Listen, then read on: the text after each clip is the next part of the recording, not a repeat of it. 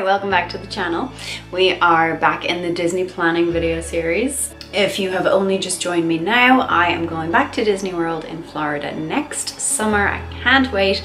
My countdown has passed from the 300s into the 200s, getting closer and closer. And I am making a series of planning videos to help you understand what you need to know before you go, what you want to do, what you want to eat, what you want to see, where you want to stay. So if you're only joining me now, I would recommend heading back and checking out if there's anything else so far in the series that you want to know about. But right now we are talking about food, because food at Disney is such a big deal. I am drinking a knockoff Dole Whip right now because I am filming this on Dole Whip Day, and Dole Whip is such an iconic Disney treat. It is going to come up. If you want to know how I made this delightful knockoff Dole Whip, you can head on over to TikTok and follow me at the Disney Fiona. And I have made a little video there. As with most topics in this series, there's just so much to talk about. So I will be breaking this video up into chapters. We will not be covering everything to do with food in this one specific video. Today I am going to tell you about quick service dining. I'm going to tell you about EPCOT festivals, and I'm going to tell you about mobile order. And then in following chapters, we'll talk more about character dining, table service, signature dining, dining parties. So many things to talk about. There are 407 dining options around Disney World, so we have a lot to cover. If you're enjoying this video, make sure you thumbs it up. Subscribe if you're new. You can leave me a comment about Disney down below if you'd like. And let's get into it. So first thing I'm telling you about today is the quick service dining. So in Disney World, they have different categories of dining. You've got your quick service and you've got your table service. Quick service is essentially, to put it very, very simply, essentially like fast food. And then table service is more like a traditional restaurant setting where you go in, you're seated, you're handed a menu, you order with a server. But of course, there's so much more to it than that. So talking more about quick service, this is essentially a first come, first served type setting. So like that, you will not be making a reservation. It's not necessary nor accepted anywhere, because it really is show up, order, take your food and go. But there are different settings within the quick service umbrella. So you will have just walk-up windows or kiosks that you then need to go and find your own seating somewhere to enjoy your food. Or then there are some more restaurant type settings, cafeteria type settings, where there will be plenty of seating available there. Other than packing your own food, quick service is the most budget-friendly way to eat around Disney World. And there is an absolute abundance of variety of options. It is not just your standard burgers, chicken tenders, fries.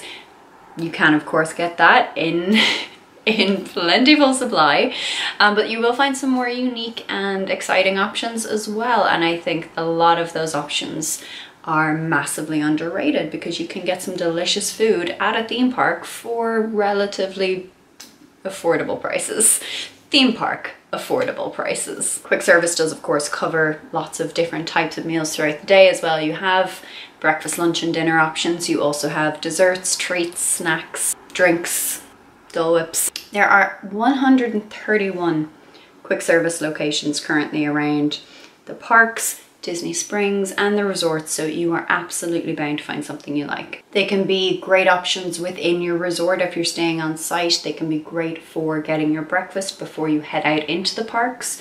The parks themselves don't always have lots of places open first thing in the morning for food, so it can be a great option to get that food as a quick service option in your resort before you even start your day. And most of them do offer a mobile order option, which I will tell you more about right now. So mobile order. All right, this is an absolutely fantastic new technology that the parks have brought in the last few years.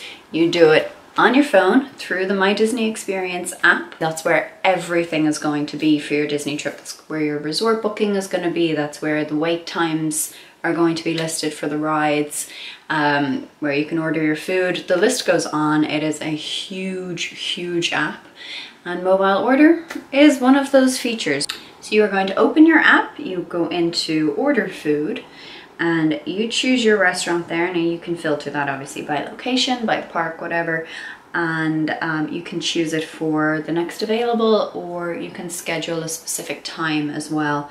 So if we go into Casey's Corner in Magic Kingdoms, the first thing that comes up gives us a bunch of times that we can choose as an arrival window, and then it brings us into our menu where we can pick what we want to order, and everything is separated into its category. So say for example I want the plant-based Chicago style dog. You then select your side. You can make some customizations. There will be some options if you want to maybe remove an item, say like, oh, I don't want onions, or you know, you can make small modifications to your meal on that. Now, if you do have any dietary restrictions or allergies, you might be best to just go to the counter directly and speak to a cast member, just for your own health and safety, to make sure that you're getting the best meal for your needs. So what's really handy is you go on, you pick your item, you add it, you've selected your time, you can pay through the app. It processes your order, it tells you when it's ready, it'll give you a little notification. So then you go to the restaurant, it will say pick up at window number whatever. You go to that window, wait for your order to be called out, and you're done, which seems very simple and straightforward. And when you are in Magic Kingdom, middle of summer, it's 1 o'clock in the afternoon and you're starving, you can queue for an hour and order at a counter, or you can whip out your app and you can order it and have your food in 10 minutes. While this is not going to be available at all quick service dining locations, it is a stress-free, quick way to get your food from popular restaurants at peak meal times. And absolutely not to be overlooked. You want to use that mobile order. So as I said earlier in the video, there are hundreds of dining options throughout Disney World, 130 of this specific type of dining. So I am definitely not going to be walking you through all of your options and their menu offerings and whether they're nice or not, because I mean, aside from anything else, I have only eaten at a portion of them because there are that many that it is very difficult to try and get through everything. What I will do is give you a few highlights from each area. In Magic Kingdom, we're going to start with the OG park. Casey's Corner, which is right at the top of Main Street, just before you get into the hub, which is the big circular area. This is like an American retro baseball. As a non-American, it's very like stereotypical American kind of food. This is lots of hot dogs. They actually are very good, in fairness to them, for a quick service hot dog location. They're pretty darn good. I can see why this place is a fan favorite, especially for plant-based options. They have some really tasty plant-based options, which isn't always the easiest thing to find, especially in theme parks. So their menu offers, of course, obviously hot dogs, loaded hot dogs like say chili dogs, fries, and also corn dog nuggets, which are tiny little hot dog sausages made into corn dogs. So they're like little mini ones. And I personally have not tried them, but they are kind of a cult favorite on the internet. A lot of people are really into them. You can get a pretty decent meal here for $10 to $15, so not that expensive at all. When you've been in the park for days upon days and you've been eating all of these heavy fried foods and you just want something a little bit lighter, and you want to be able to see vegetables on your plate, Columbia Harbour House is another great spot. And the food is nothing spectacular, but like that, it can just really hit the spot when you want to know that you're eating something kind of light and balanced. And there is so much seating in this restaurant. There is an absolute abundance of seating, so you will never be stuck for a great spot. It's a very kind of New England seafood type menu. Most of the dishes are fish related in one way or another, but there are some chicken options as well. When I've eaten there, the food has been terrific quality. The fish has been fresh and delicious. Here, yeah, same again, kind of $15 for your meal, so really not that bad at all. For your treats then, you're gonna head over to Plaza Ice Cream Parlor on Main Street, USA. As the name might suggest, this is where you're gonna get frozen treats, ice cream cones, sundaes, floats. It's a very simple menu. They don't kind of go too out of the box with the flavors, but it is reliably tasty ice cream, and it's open till park close essentially, so you can get it all day long. But there absolutely will be a line, and this is again, fairly reasonably priced for a theme park at about $6 to $8 depending on what you're getting. And then if you want a Dole Whip, this doesn't even hold a candle to actual Dole Whip. But if you want a Dole Whip in Disney, you're gonna go to Aloha Isle, and that is a kiosk in Adventureland. You're gonna be able to get your pineapple flavors here, and they also do a coconut flavor. If you want an orange flavored Dole Whip, or you want strawberry, then you're just gonna pop right on over a couple of doors down to a place called Sunshine Tree Terrace. In classic Disney style as well, there are going to be plenty of popcorn and churro carts just sprinkled around the parks as well. And I also want to mention Cosmic Rays Starlight Cafe in Tomorrowland. While not from a food perspective, it's nothing special, it's very standard theme park food there. They have a ton of water bottle fill stations. You can get free tap water at all of your food locations throughout Disney, but if you have your own water bottle and you just need to refill it, and you don't want to have to queue up and order a cup of water to, you know, Cosmic Rays has tons of stations where they just have those sensor water bottle fillers, so that's really handy. It might seem like a silly piece of information to let you know, but they're not that abundant around the parks. They do have a lot of the just like water fountains, the type where you know, press the button and the water squirts out and you have to like lean in and drink it, which of course you could fill a bottle with, but personally for me, it just kind of grosses me out a little bit doing that, so I much prefer those stations which are dedicated that you fill a bottle with and your mouth is going nowhere near it. Bring your own water bottle and head to Cosmic Rays. You'll never have to wait in line to fill your water bottle. You can pop right in, you don't have to be ordering food, it's fine. You can just go right in and use the water fountain. Moving on to EPCOT for some highlights. EPCOT's an interesting one because most people will eat at the festival booths in EPCOT. I'm going to tell you more about those in a moment, but when EPCOT has festivals on, that means there's a ton of little food booths, like food market booths that pop up all around the park, and they have absolutely delicious offerings. So a lot of people will head to those places instead of just the always there kinds of restaurants. Now, same again with EPCOT as was with Magic Kingdom.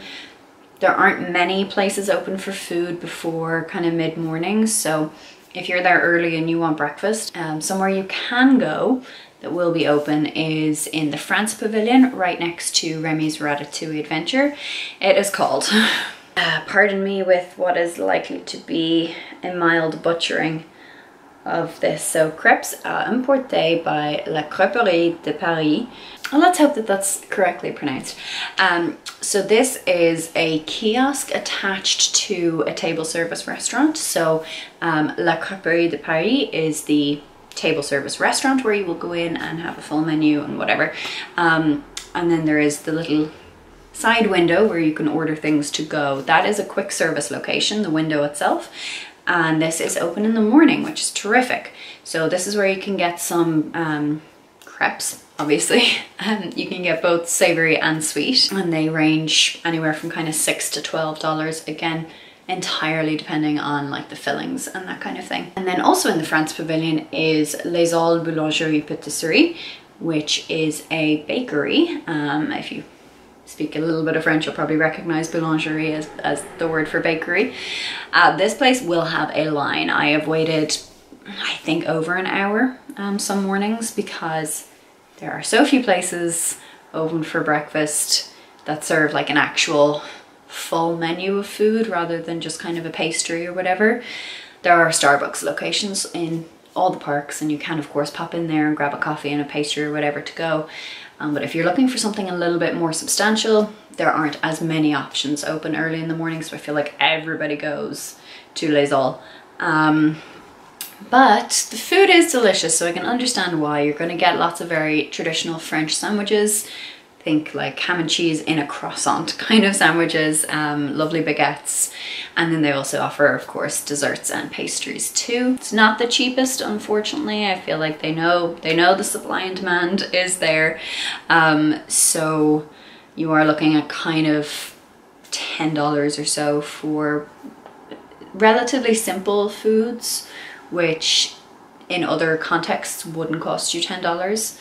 but I guess because of the popularity and the demand of this place and it being in a theme park, it's not the cheapest and you will have to queue up for it.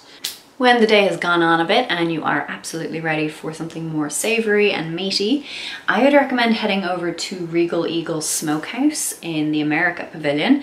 And this is actually, so obviously as it might sound, it's an American barbecue joint, but it's themed very, very subtly to Sam Eagle from the Muppets. He is the Regal Eagle. So it's a salute to all nations, especially America. Which you will know if you've ever been on the Muppets 3D attraction there. That's what Sam Eagle says. Fairly typical barbecue menu with your ribs and burgers and brisket. But there's really decent food, very tasty, decent portion size, and there's so much seating indoors and outdoors, so you won't be stuck, and you are going to be shelling out about $12 to $16 for food there. And then finally, I think I'd be amiss if I didn't mention, now this one's another tricky pronunciation. My German is not nearly as good as my French is, so that's not great, but I have heard it is supposed to be pronounced Karamellkuchen. So I hope I'm pronouncing that correctly. I think it basically translates to caramel kitchen. This is a confectionery hosted by Werther's. So we have probably all seen Werther's Originals, little hard candies. So everything there is caramel, something or other made with Werther's caramel. You can get caramel popcorn, you can get candy apples, you can even just get like little bakery case items, and it's all Werther's caramel. It's in the Germany Pavilion. If you like caramel and you've got a sweet tooth, you are definitely going to want to head to there. $6 to $12 will sort you out for whatever you want. Obviously, again, depending on what type of thing you order. Like if you get a candy apple, you're looking more towards the $12. But if you just get like a little treat from the bakery case, you know, you can walk out of there with the treat for about $6.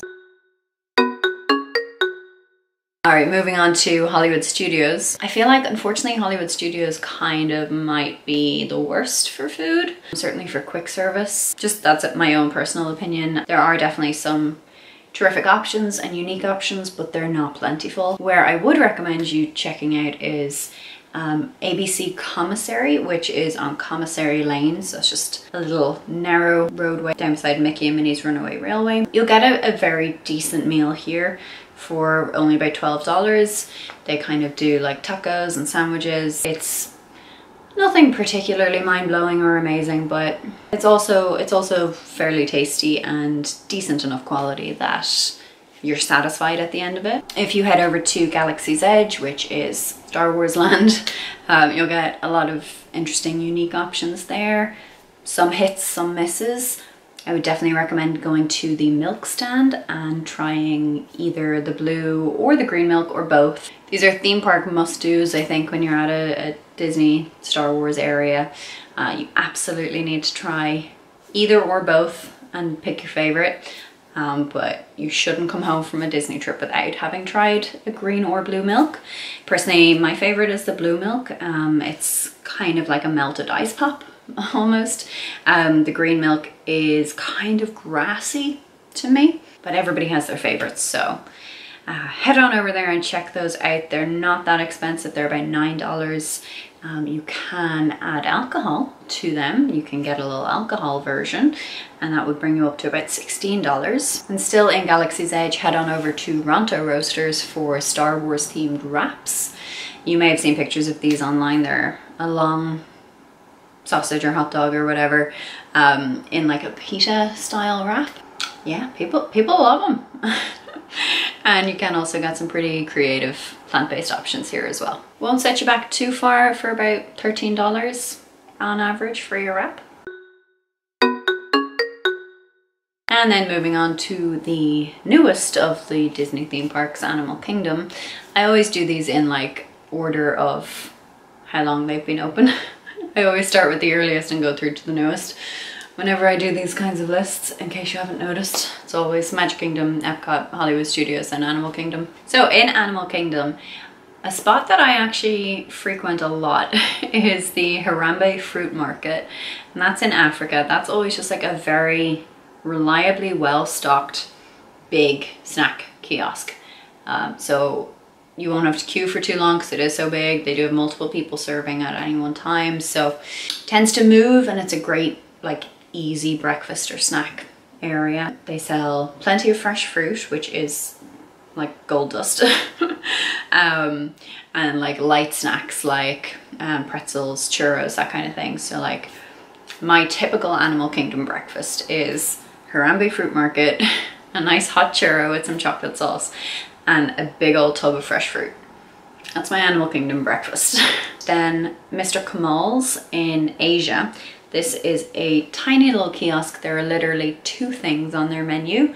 One of them is seasoned fries, which you absolutely must have. They are delicious. They're literally just a portion of fries seasoned in spices and herbs, and they're just really, really damn satisfying. Animal Kingdom is the hottest park. It just, something to do with the plants of it all, how many trees and plants and everything that they have there, and it's a lot of outdoor time, and people just are sweaty in Animal Kingdom, so having a really tasty salty snack like seasoned fries, perfection. You absolutely should try them. If you're looking for a more kind of meal situation, head over to Satuli Canteen, which is in Pandora. This place is amazing. This is a very popular location. You absolutely will need to use mobile order if you are going at a peak meal time. It gets very, very popular for lunch. They offer amazing, delicious, fresh salad bowls made to order. One of the nicest salads I've had in my life, which is a weird take home from a theme park, that you had one of the best salads you've ever had. But I had one of the best salads I ever had in Satuli Canteen. They're so, so tasty. They're also very popular for their cheeseburger pods, which are these little bao buns stuffed with minced beef with cheese and all just kind of like cheeseburger seasonings. It's like a cheeseburger and a bao bun just had a beautiful little baby together. They're also very popular. I don't do cheese myself, so I can't comment on them other than the fact that lots of people love them. You can get your lunch here for kind of $13 to $15, and it is worth every penny. And loads of seating as well. Loads of seating indoors. And then the last thing, I didn't know if I should put this on the list because there's a potential that it's going to close down because it's in Dinoland USA, and there's all this talk about retheming that area. So while it lasts, in Dinoland USA, Dino Bite snacks, like dynamite, but Dino Bite, like dinosaur bite. It's hilarious. It's a very funny pun. Anyway, Dino Bite snacks. This is a little ice cream kiosk. So they do the most amazing ice cream cookie sandwiches. Again, such a random spot to say that you've had the best version of this. I was last there for Disney World's 50th anniversary, and they had a specific cookie sandwich for that, and it was so, so good. It was chocolate cookies. And it's Haagen-Dazs ice cream they use, so it's really amazing quality. That's really all I can say about it. Just the most delicious ice cream sandwiches you will ever have in Dino Bite snacks while it's still here. Okay, next up we've got Disney Springs, which is a dining and entertainment location in Disney World. It's not a theme park. You don't need a ticket to go there. Disney Springs has an insane amount of dining and food, and so many of them are incredible. So this was really hard, but I did narrow it down to a few highlights and a few recommendations. I put Ghirardelli Soda Fountain and Chocolate Shop on my list because we don't have Ghirardelli here in Ireland. I know if you've got Ghirardelli in like your local mall, if you're American, it probably won't be anywhere near a highlight for you. But because it was novel to me, I was delighted by Ghirardelli. I couldn't stop thinking about the chocolate shakes for months after I got home. Months. They were living in my brain.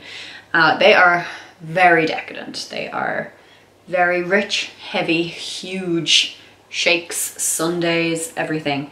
Definitely a spot for chocoholics like me, but you will consume the majority, if not more, of your daily calories in one dessert there. Just fair warning, but they are scrumptious.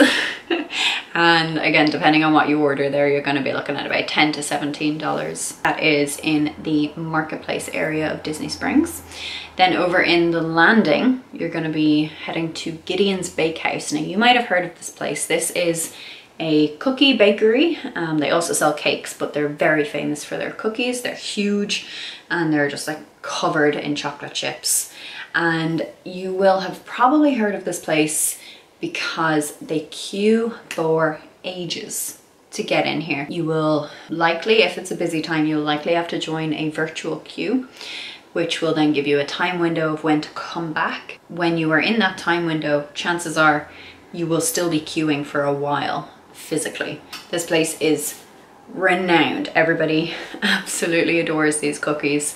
And you can get a cookie for $6, so it's not like it's obscene, you know, like that's a very reasonable price by Disney standards, and they're huge. So if you want to get in on that hype, definitely bear that in mind, plan ahead for it, get your virtual queue if you need to, or just go early in the day, and then you could take your cookies back to your resort. They have little fridges in the resort anyway, so while they won't necessarily be like full-blown kitchen fridges, they will help to keep your cookies cool so they don't melt. That's definitely on my list for next year. Must get in that queue. A place that you will likely never have to queue for because it is usually weirdly quiet is a place called Pepe by Jose Andres. Now Jose Andres he's a chef, and he has a tapas restaurant in Disney Springs called Jaleo, which I have never eaten at, but I've heard it is absolutely delicious. There is also a quick service location by the same chef. This is over on the west side. This is just a very simple, just like sandwiches place, but they're huge and they're delicious, and they are very heavily Spanish influenced, so there's something unique and something a bit different than you've been seeing. And yeah, they'll feed you for a day. I would not go to Pepe's and Ghirardelli's on the same day. You will be stuffed. And like for $15, they're very reasonable. And then over in the town center, there is another barbecue spot called the Polite Pig.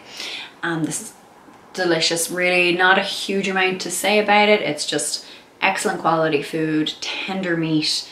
They do these lovely waffle fries and they're lovely and crispy. I love them. It's just really good quality, high standard barbecue food for, you know, pretty standard restaurant prices. And then the last place on the list might be one of my favorite places that while Ghirardelli's milkshakes have lived in my brain for months after my last trip, this place lives there every day. Every single day. Every day I'm thinking to myself, I cannot wait to get back to Florida so that I can go to Salt and Straw in Disney Springs on the west side. It's an artisanal ice cream shop. It is so good. It's some of the best ice cream I've ever had. I'm very picky about my ice cream, and this is absolutely right up there. And what really sets them apart is they have very unique flavors. So take a look at their menu right now and tell you what the flavors are. Part of their standard menu, flavors I love are sea salt with caramel ribbons, because you actually genuinely get like proper ribbons of caramel, and it's not just like a gross artificial caramel flavor. Like, it is delicious, homemade, really, really good caramel. And chocolate gooey brownie, of course, because, you know, I'm me and I love chocolate. Okay, so currently their seasonal flavors are wild foraged berry slab pie. So there's hunks of double baked pie crust and swirls of wild berry jam, birthday cakes and blackberries, chunks of birthday cake in there, huckleberry cornbread pudding. It's like a cornbread flavored ice cream. Like, that's so random. I love it. Goat cheese Marionberry habanero, Nana's banana bread with strawberry jam, exquisito guanabana stracciatella, tropical guanabana sherbet with ribbons of floral and roasted dark chocolate stracciatella. This is what I mean with like very unique flavors, mad flavors, but there's so much thought and planning and testing goes into these. They don't just kind of throw ingredients together. The owners of Salt and Straw are very dedicated and they really pay attention to what they're making, and they want to give the best quality ice cream that they can. So they definitely, they try out of the box things and they make sure that they work, and then they get them into the shop for you to buy. Now, massive portion sizes, certainly what I would consider to be a double scoop is what they call a single scoop. So I was able to get my two flavors there, my caramel and my chocolate, as a single scoop. That's single scoop. And there was probably about at least a scoop and a half of each flavor, I think. So huge portions for $7. So for that single scoop, that's $7. A double scoop is $10. I don't know how much would be in a double scoop, but I definitely got a single scoop and there was a lot. So if you're looking for bang for your buck, head to Salt and Straw. You might have to queue, it's quite popular, but it's absolutely worth trying. And they are very good in that they give you tasters as well.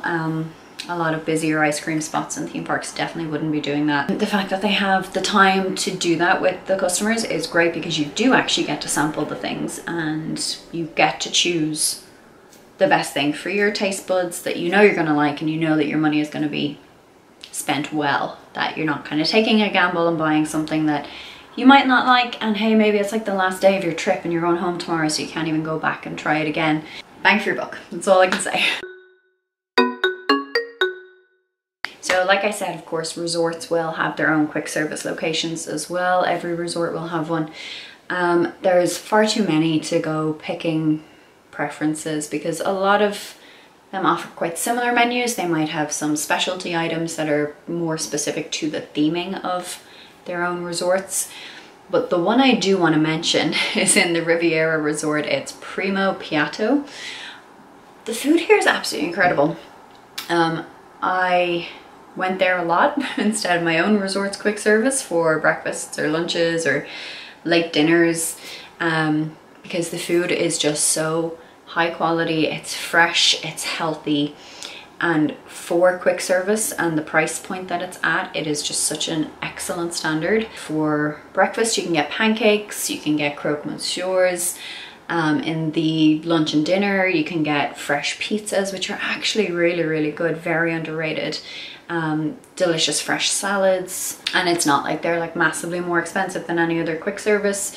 Most of these resorts quick service locations will have a very similar price point. So if you're staying near the Riviera Resort, I would definitely recommend swinging in one of the days for your meals and grabbing something there, because they're so worth it.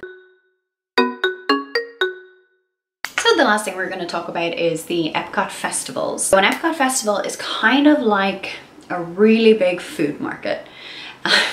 So you've heard of people talking about eating and drinking around the world, and it's usually at an EPCOT festival. There are 4 per year. So starting in the springtime, we've got Flower and Garden Festival, which runs from spring to like the end of May, like early summer kind of time. And this is very celebratory of nature and gardening and like homegrown fresh produce, vegetables, fruits, all that kind of thing. There's also a strong feature of like pollination and honey. It's all just very springtimey. You'll recognize the giant character topiaries around the park. That's Flower and Garden Festival. The menus are very, again, in that theming of kind of like floral flavors, fruity flavors. So the festivals have themed food crawls. So at Flower and Garden Festival, it's Garden Graze. So there's a list of however many items from the food stalls around the festival. You get 5 of that list. It can be 5 of the same thing. It can be 5 different things, just 5 of that specific list.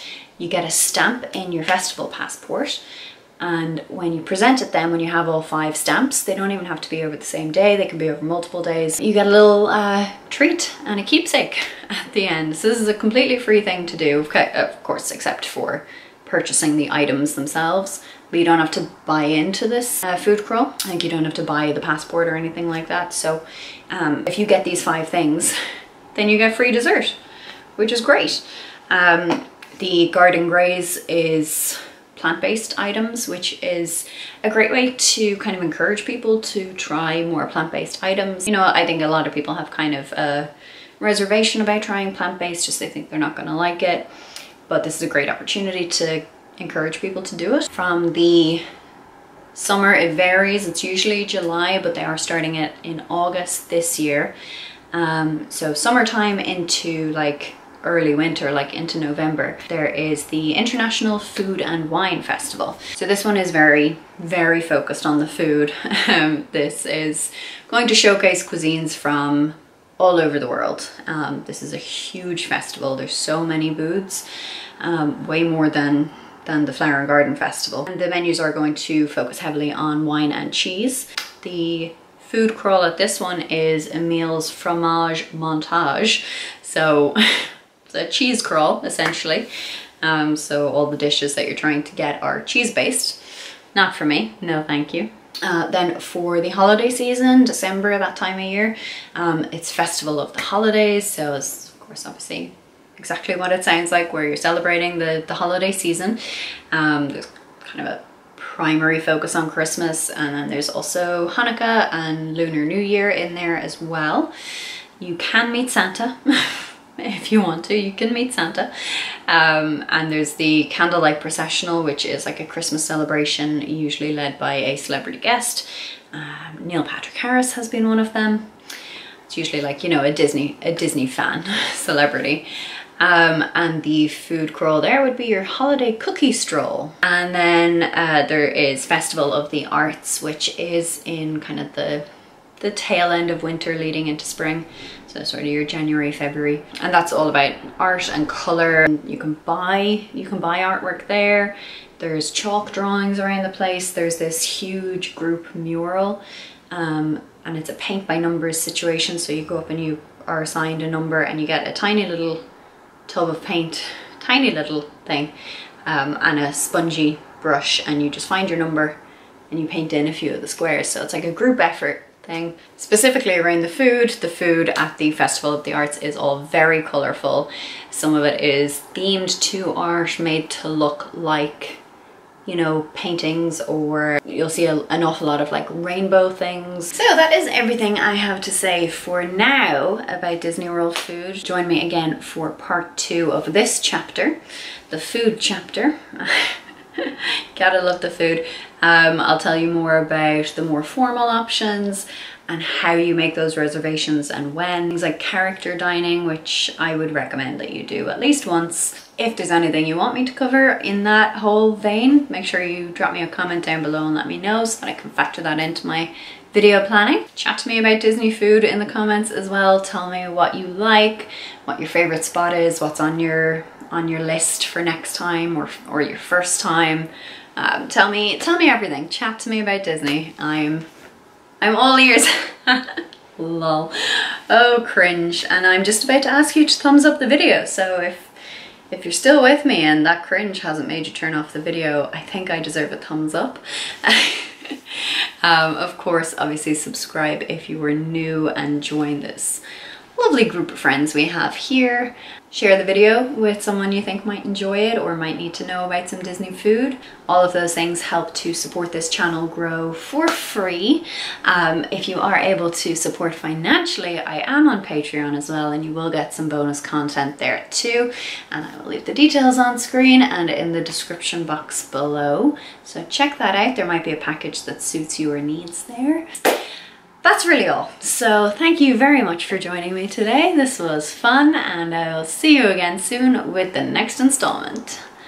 Bye. Do you like my new ears? I got these new ears the other day as well, so I had to make sure to wear them today. I got them for €5. €5, would you believe? It's a huge sale on. So I snapped them up. They're gone now, unfortunately. But we're just clearing out old stock, and €5.